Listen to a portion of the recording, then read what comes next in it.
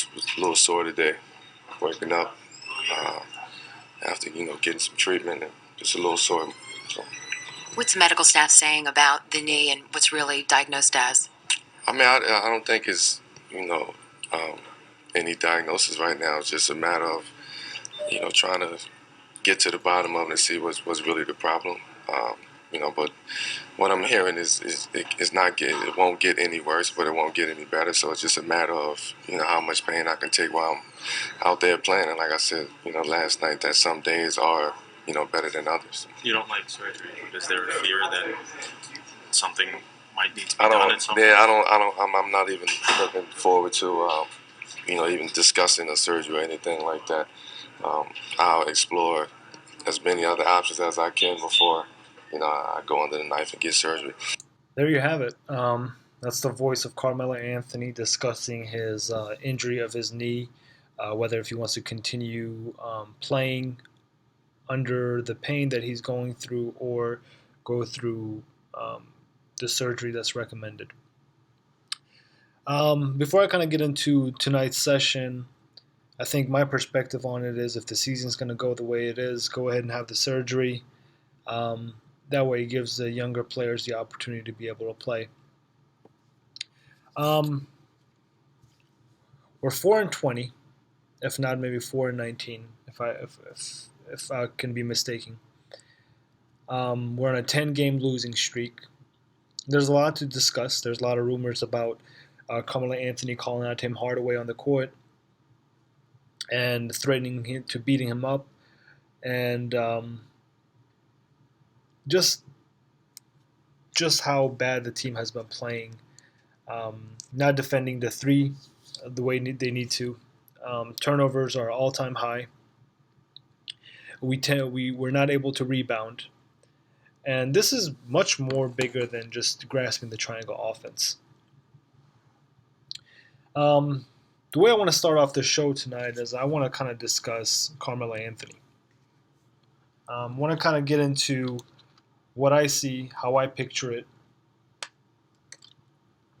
and what my perspective is on the team chemistry. Because obviously we're having a lot of locker room issues. And I think it's something natural when you're on a 10-game losing streak. But again, this is nothing any of us expected from the Knicks. So here we go. 2003 draft consisted of a lot of superstars, was considered one of the best drafts as far as talent is concerned. And this is a draft that has been a very good marketing tool for the National Basketball Association through 2014. This draft revived the NBA. Basically, during this time, Kobe Bryant was the megastar. So LeBron James and Carmelo Anthony came through the scene. Obviously, we all know LeBron James got drafted by the Cavaliers. Carmelo Anthony played for Denver. D. Wade went to Miami. Chris Bosh went to Toronto. I believe Mo Williams at the time got drafted by Utah. And on and on and on. Out of that draft class that Carmelo Anthony came from, Dwayne Wade, LeBron James, and Chris Bosh have all won a title. Carmelo Anthony joined the Knicks. We gave up a lot of assets to be able to sign Carmelo Anthony. And he came to the Knicks. 2012 was promising. He had an all-time high points per game, about 29 points per game. Everything looked bright. Obviously, Woody wasn't the one. D'Antoni couldn't get it done either.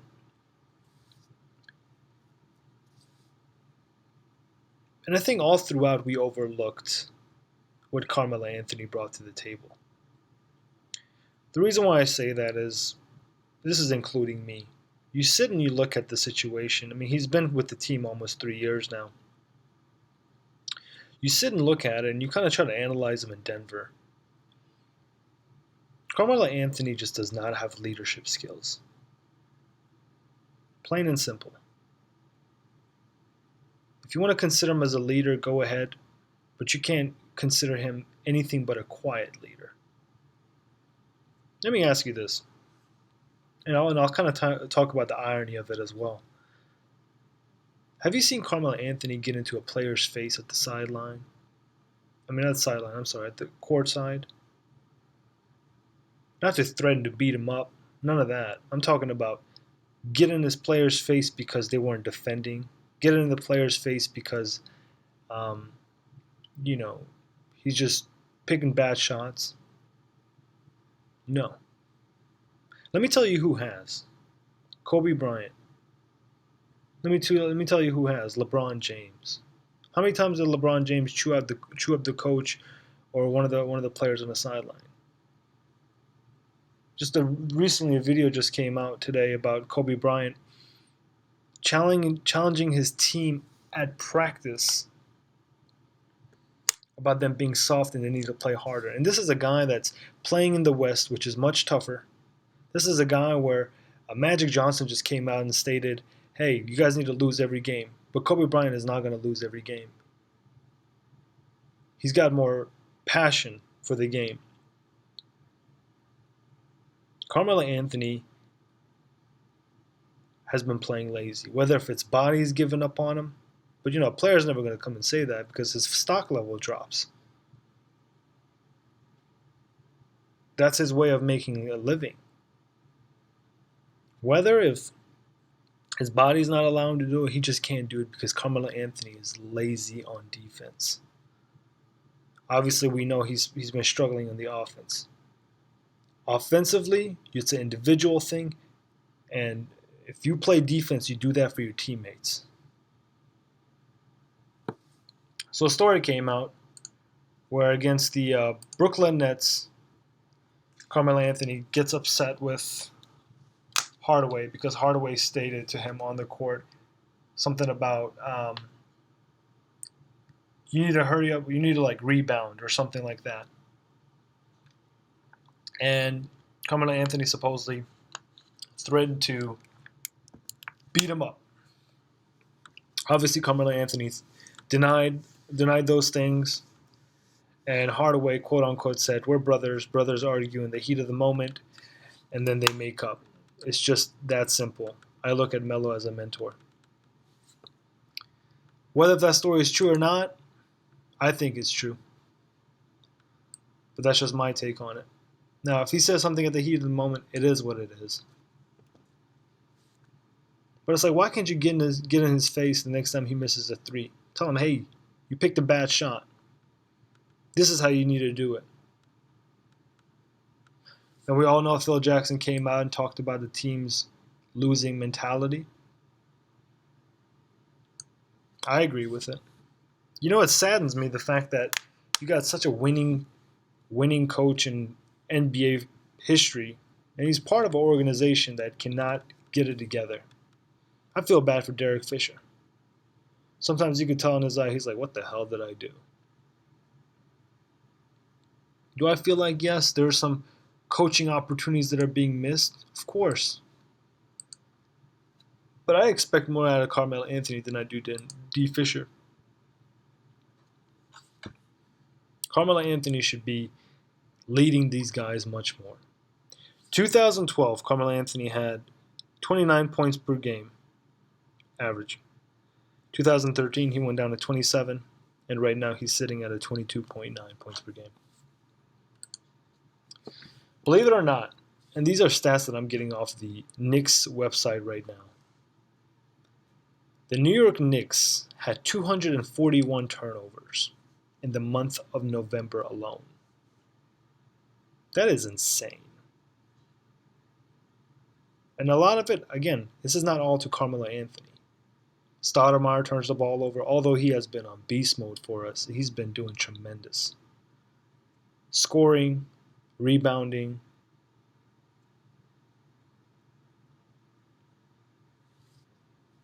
We need to see a little bit more consistency from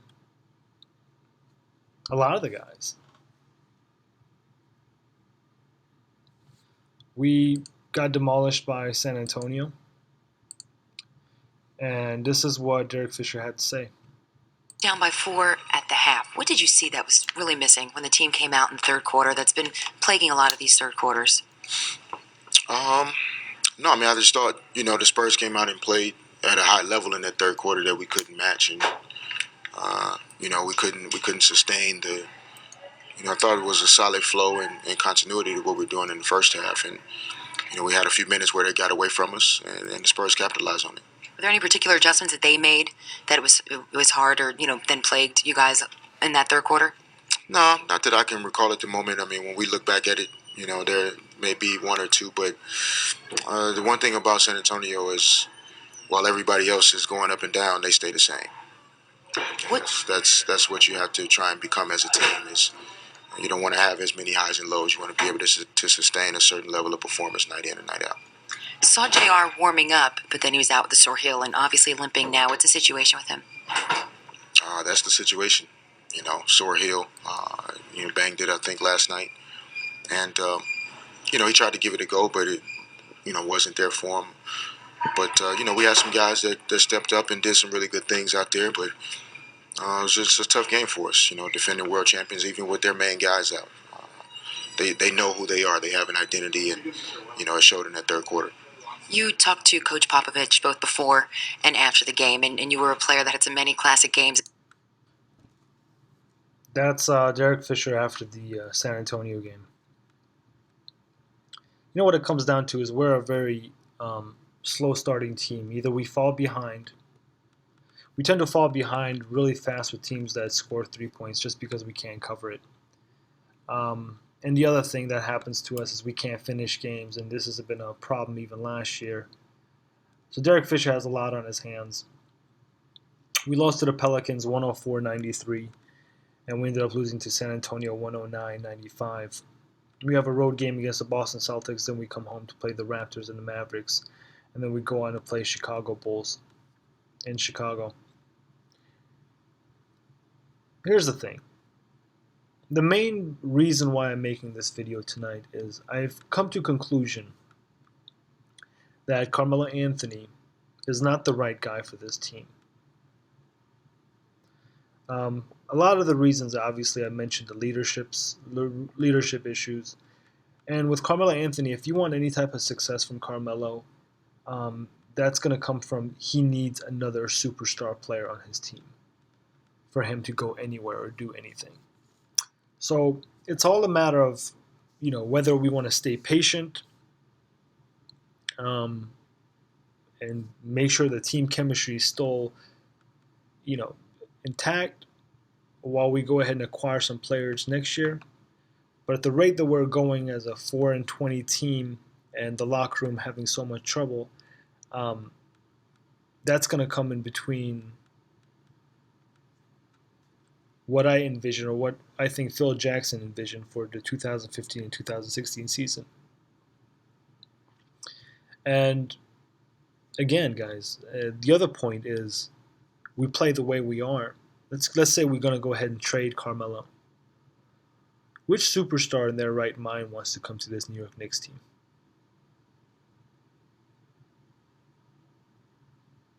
Not a lot. Again, it's been a very disappointing week, very disappointing season so far for the New York Knicks. We're getting to a point in which we keep saying it's a long season, but yet we're constantly losing. So we got to either turn it around now or, a losing season is going to be our fate. But I think, obviously, it's a team sport. There's a lot of people at fault. But I blame Carmelo Anthony just for the fact that I don't feel like he's stepping up and showcasing his talent on the court. And again, if it's a knee thing, go ahead, take the surgery. Quit wasting time. So it is what it is. I don't think Carmelo Anthony is a star or should ever be considered a superstar. He doesn't have a title. He's an individual player. He doesn't make players around him better. Obviously not. And again, this is just my take on from what I've seen from Carmelo Anthony since he's been in New York. Again, don't get me wrong, he's a great talent. He's had some stand-up games. I'm never going to forget that 60-plus game that he had at Madison Square Garden against the struggling um, Bobcats team, I believe it was. He has all that. I'm not taking any of that away from him. But it's times like this where the team is in turmoil in which you can go out and help out a rookie coach. You can step up and gather your teammates. And you know which player is the only player that's doing that for us on the Knicks? That's saying all the right things, that's speaking up and ripping the team and stepping out on the court and showcasing his talent. Amari Stoudemire. The same guy that put the Knicks back on the map. And I know there's a lot of Stoudemire critics out there, and guess what? I'm one of them. When he plays bad, I'll rip him. So, leave me your thoughts, guys. Leave me your thoughts. Again, with Derek Fisher, I might get upset and say things which I still stand behind, but I'm not going to say Derek Fisher needs to go. Honestly, as crazy as it might seem, I'll still pick Fisher over Kerr. Although I still think he's doing a good job, he's not getting the credit that he needs to be in Golden State because everybody keeps saying, well, he just got handed a really good team. Yeah, that's true. But there's more to the Golden State success than what it seems. But again, I think Carmelo Anthony really showcased his leadership qualities.